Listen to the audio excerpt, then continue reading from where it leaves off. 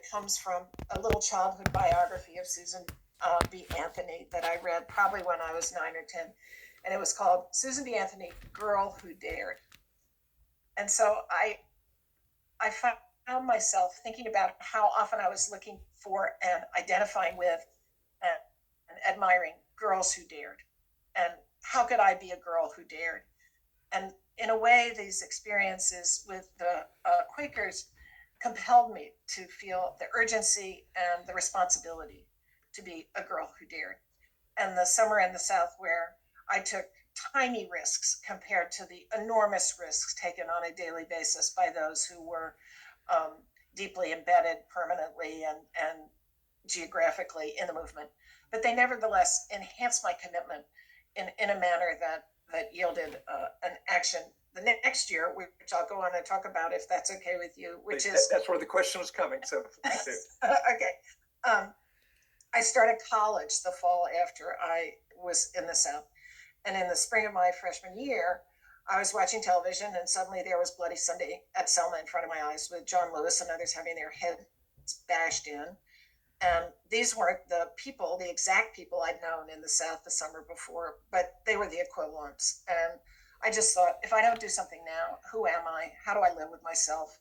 What can I do? And Martin Luther King announced, come, everybody should come to Selma and bear witness. So, and I was shocked by that, by the way. That you had somebody else turn in a paper for you. Well, I wrote it. Okay. All right. I didn't cheat. It was terrible, and you probably were gratified by what my professor said. But you reported full detail, full credibility to you. You didn't pull any punches on that. It's so horrible. No one would dare say that now. But it made me laugh when I found it. But I, together with my boyfriend, we borrowed a car and we drove to Selma and marched in the march that Martin Luther King had invited Americans to join on behalf of bearing witness to American democracy and human justice. So, you're 18 years old, you already had more experiences than most of us have in a lifetime. I mean, they were just almost every year some other confrontation with injustice, things that needed to be changed. When the book ends, you have not yet declared yourself a historian. And so I'm wondering, if somebody had not known how the story turned out, that you end up being a leading scholar, I don't know that we would have connected the dots and said, well, clearly she's going to be writing books about the 19th century American South and the Civil War. If it's not asking you to give away too much, how was it that you translated this passion for justice, this demonstrated courage, into deciding to be a historian and an educator more broadly? The book ends when I'm 21 and I've just graduated from college, and I end with the election of 1968, which was itself an important crux in American history and a kind of culmination of the terrible year of 1968 and the assassinations of King and Kennedy in the spring of my senior year and all that meant. How would I have people know that I would become a historian, and how did it happen? In the book, I talk about my involvement in the anti-war movement and how the anti-war movement became increasingly violent and split, as in a way the Black freedom movement had, with the movement towards Black power. And in the freedom movement, the movement towards Black power obviously excluded me. White people were seen as not part of this most important thrust that needed to be undertaken, advocates of Black power believed, by African Americans themselves. In the anti-war movement, it was a choice whether I wanted to become violent and confrontational. And it's just not who I was. I think partly it was the Quaker influence, partly it was I loved thinking through things, debating things, arguing with people, trying to come to shared conclusions. That was how I wanted to operate in the world. And I think it's partly temperamental, partly conviction, But I increasingly found myself thinking education and universities are such an important tool in bringing about awareness of ourselves and the foundations of understanding how we need to close the gap between what we say we are and what we do.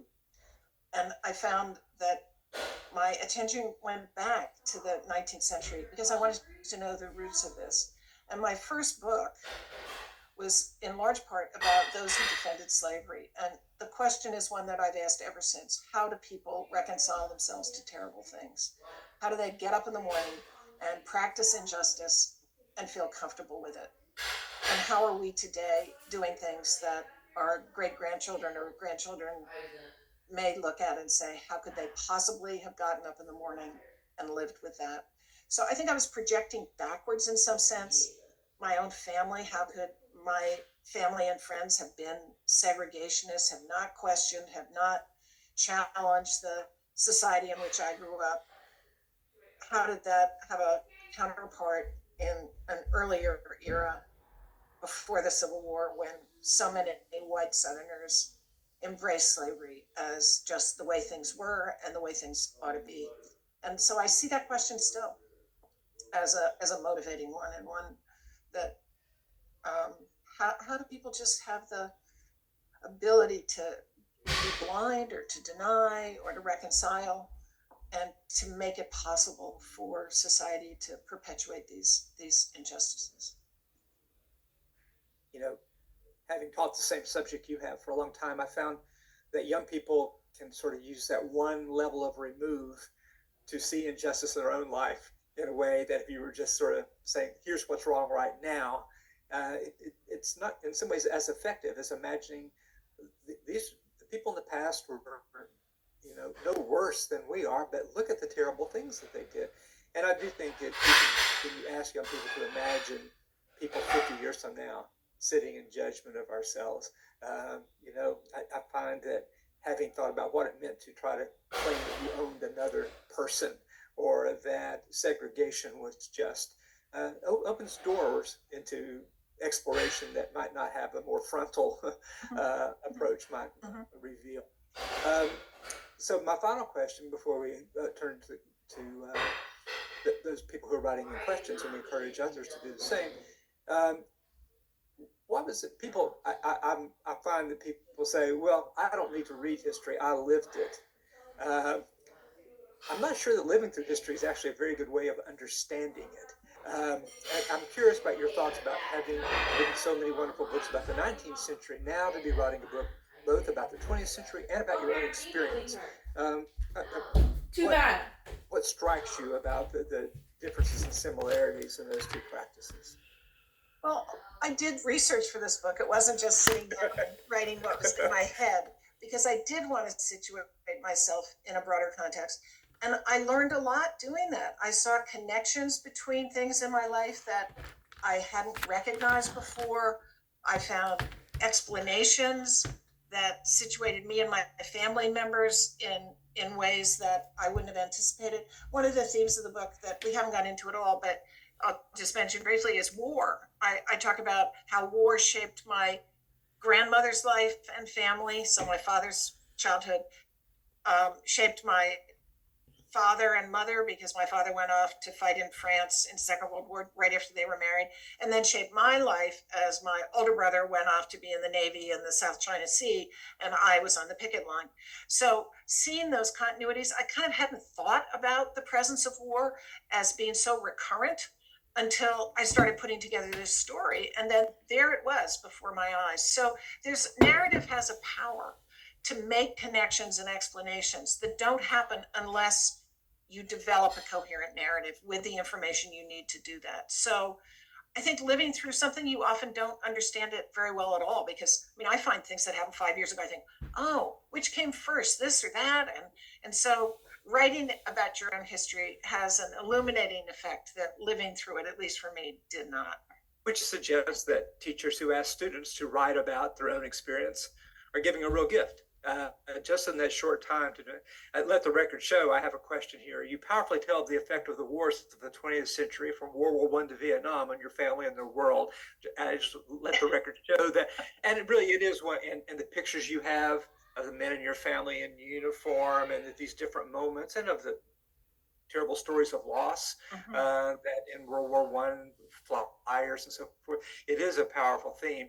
And, as someone like you who didn't set out to write about the American Civil War, but sort of felt himself pulled back into it for these reasons, I could understand why you did this. So anyway, it's all powerful. It's all wonderful. I think everyone on the Zoom today would really enjoy and benefit from reading it. I think it would be of great benefit to teachers who are trying to teach events that are closer to us in time, and maybe suggest it. Here's how one person not much older than you navigated through these kinds of things. So I think that it's not only really engaging, but also useful book. So I hope that people will take advantage of that.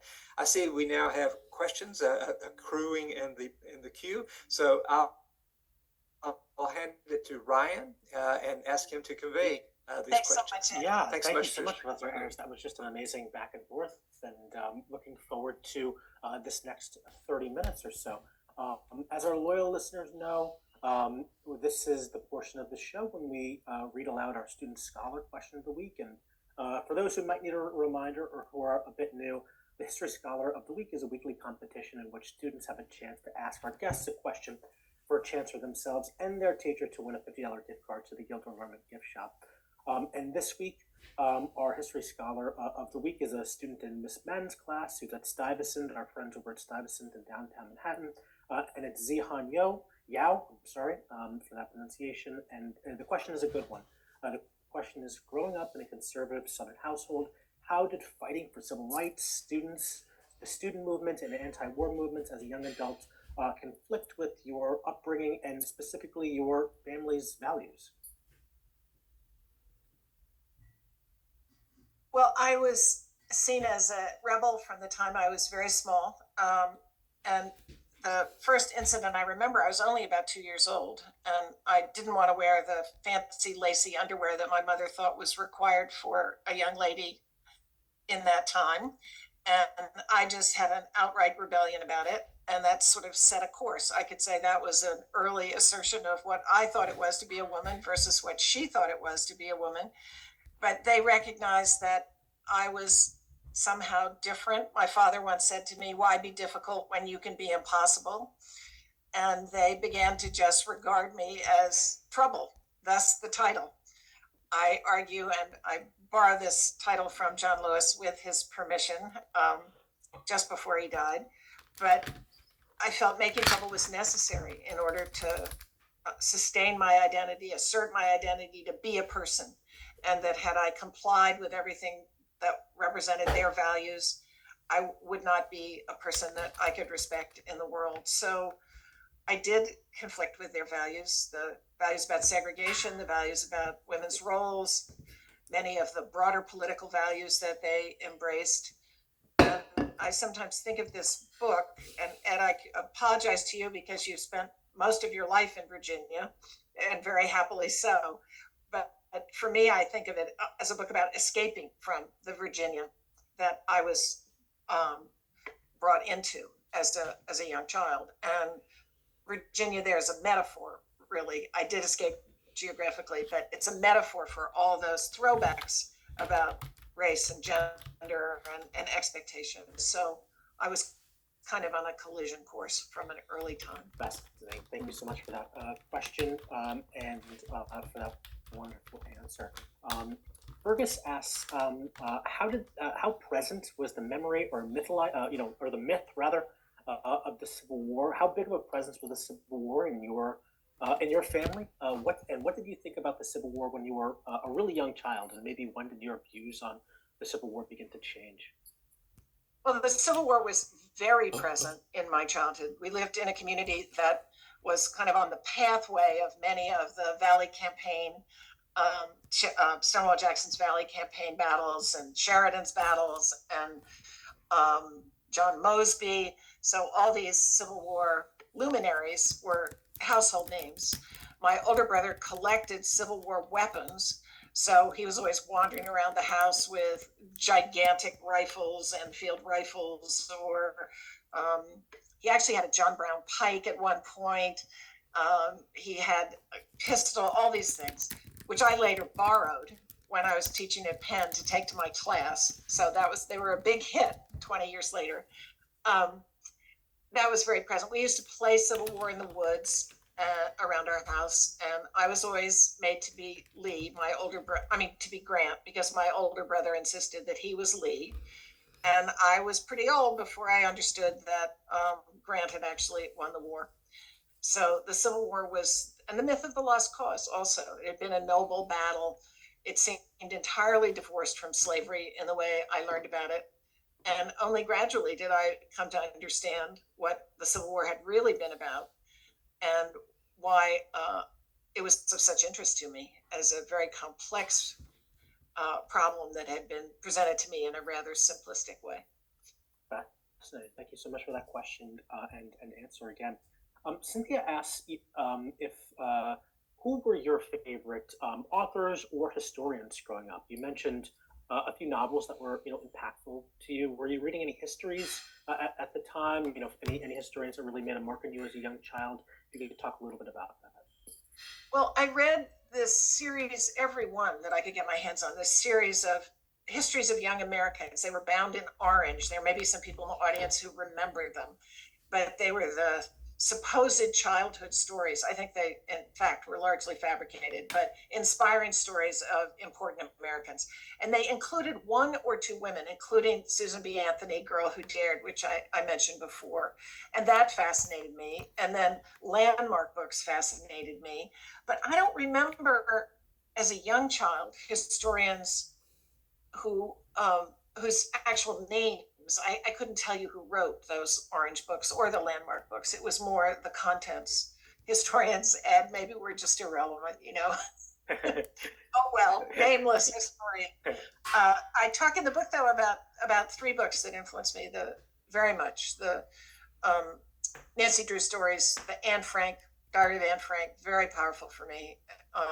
And I talk also about To Kill a Mockingbird as books that I found open worlds to me that I had not imagined before I encountered them.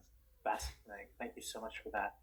We have several people in the audience today who really appreciate you tying, in some way, the civil rights movement and music and rock and roll, and appreciate that connective tissue.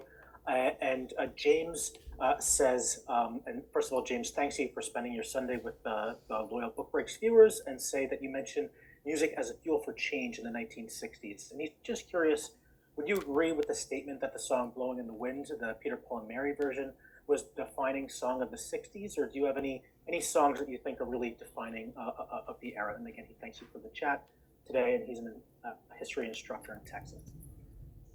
Well, that was certainly an influential song, and you'd have to say which part of the 60s. In the last chapter, I talk about how my senior year in college began with the Papa of Sgt. Pepper and ended with the dark vision of Jim Morrison and the Doors and This Is the End. So that's a very different mood in music first of all, the Beatles emerging is transformative, but the transition in the dark year of 1968 to the darkness of Jim Morrison was something I wrote about. Motown was huge for me, and I think for many in the 1960s. I talk about Ray Charles, What Did I Say? That's the song that the African-American band that we hired for a dance in the late 50s and early 60s. They came several times. Their name was the Solid Senders, and we just thought they were the greatest. And What Did I Say had us in, a frenzy. And I won't quote the X-rated comment that was made about that song by a critic, but you can read the book and find it out. It was highly suggestive, the song, and hear these young people finding a sense of self that was just unimaginable in, prim white Virginia society at that time. Fascinating. So lots of music. And I should say another musical, someone told me that this book ought to have a soundtrack. I'd be happy to. I was literally just together. thinking that there should be a Spotify playlist that Yeah, accompanies that this would be book. Yeah. cool. Yeah. Maybe I'll work on that. Civil rights songs.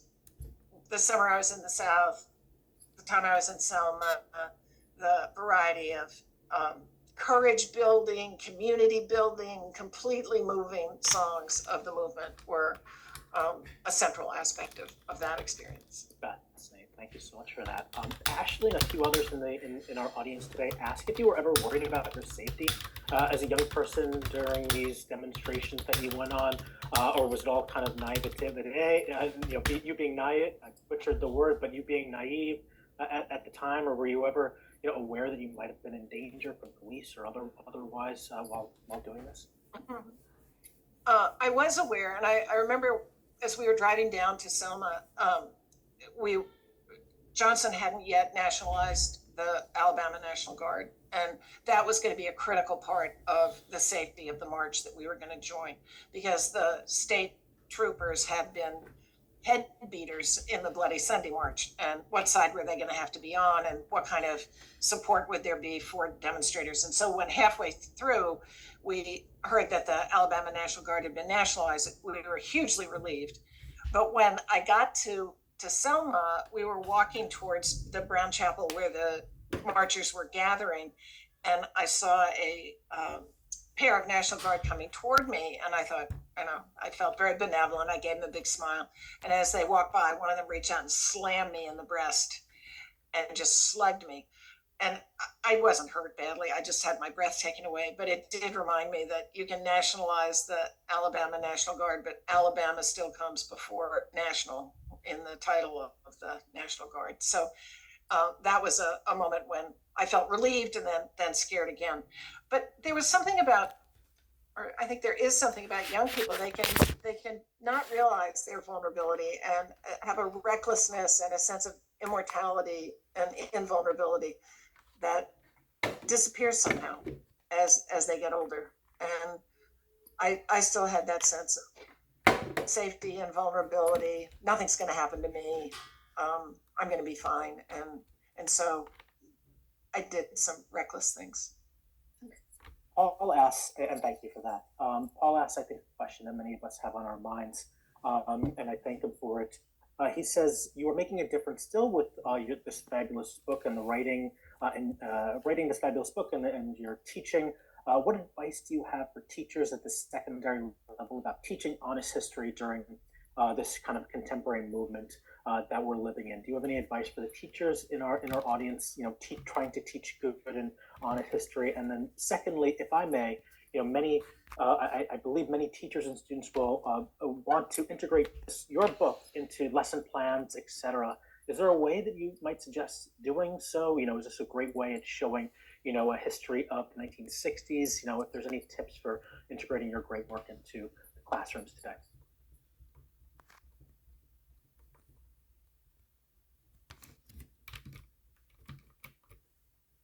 Because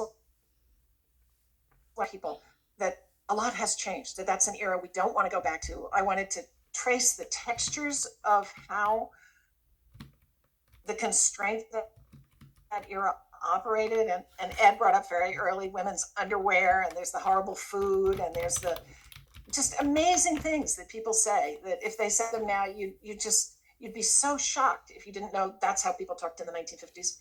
But things have changed, and I wanted that to be clear. And I wanted also to illustrate that they changed not automatically. They changed because people push them. The moral arc of the universe doesn't just bend, it has to be bent.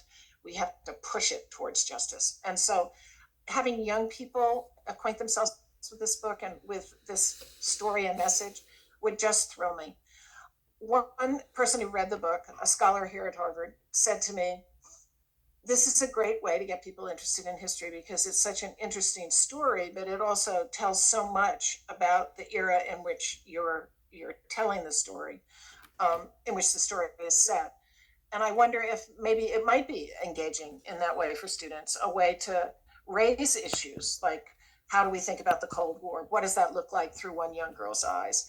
How do we think about the divisions in the civil rights movement? What prompted them and what was the impact of them? How did the anti-war movement split, and what did that mean? So are there ways to make it a kind of accessible bridge into big questions through little eyes, in a sense, through my little eyes?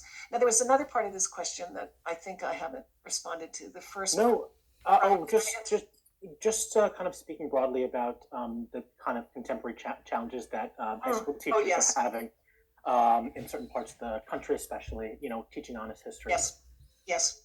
First of all, you asked me to give advice, and obviously for some teachers, they are very limited, and whatever advice I gave could endanger them. If they took it, it might endanger them, and they're going to have to figure out how to manage that.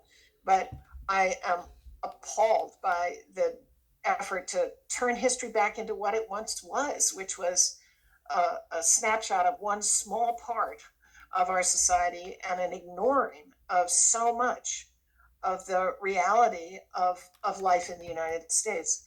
And also appalled by the idea that learning should not make you uncomfortable.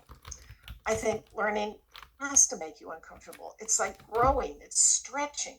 You don't fit in your clothes anymore. You don't fit in your brain anymore. You have to expand it to bring all the ideas that you're learning into play.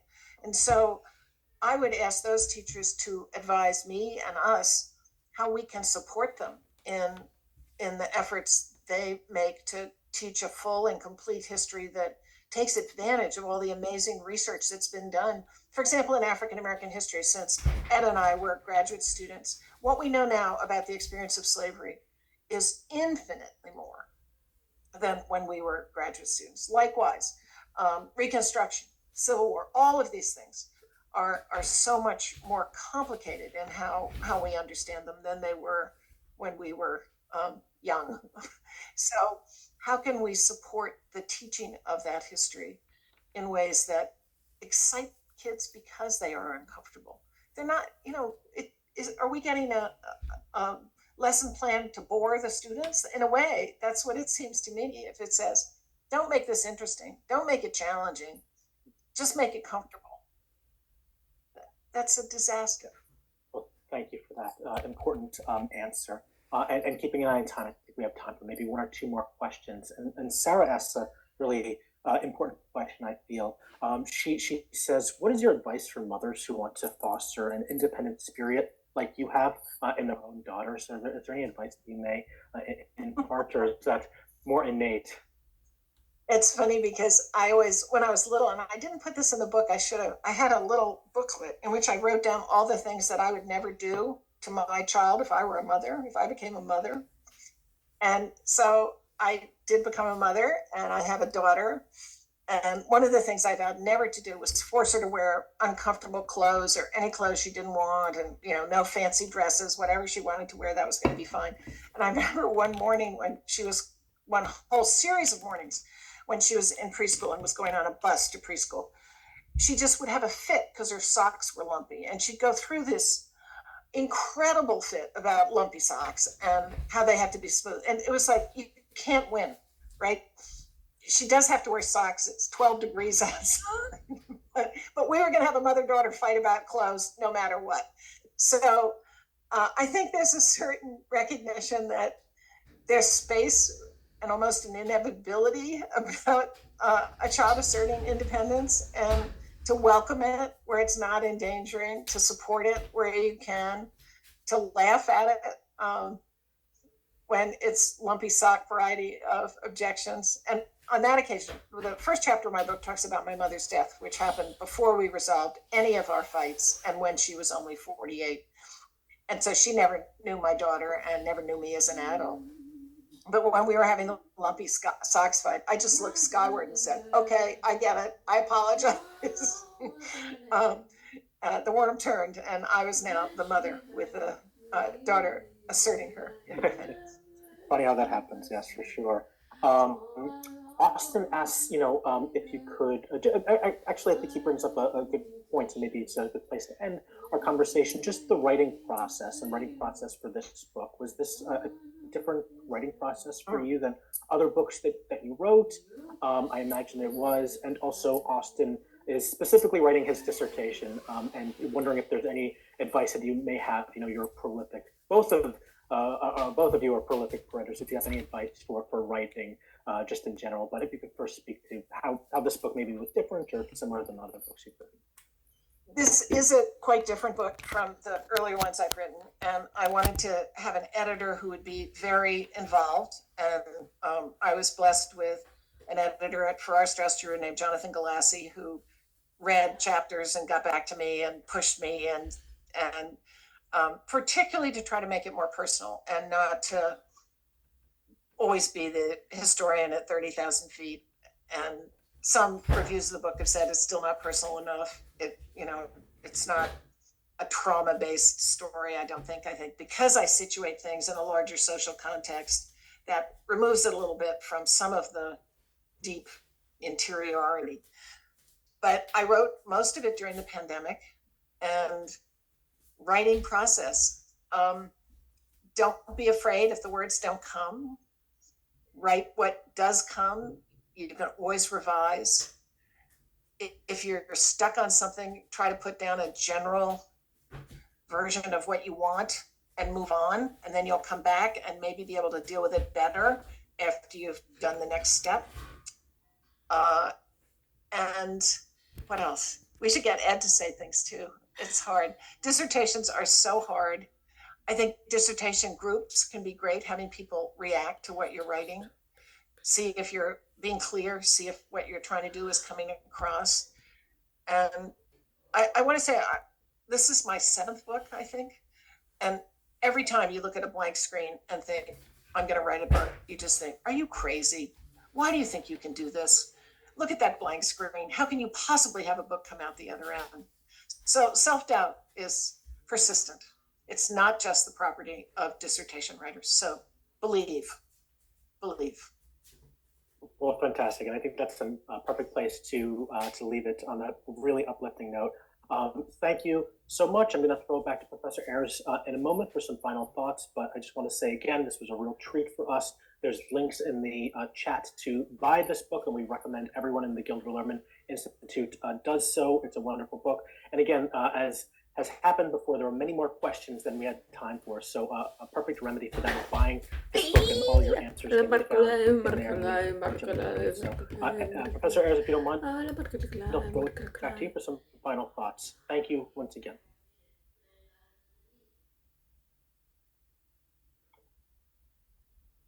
Oh, Professor, you're on mute. Am I sharing my screen? Yeah, yes, thank you, Drew. So we heard earlier today, here's a chance for your students to be involved. They can write a, where is that? They can send a question and win $50 by submitting their question. That's great. But you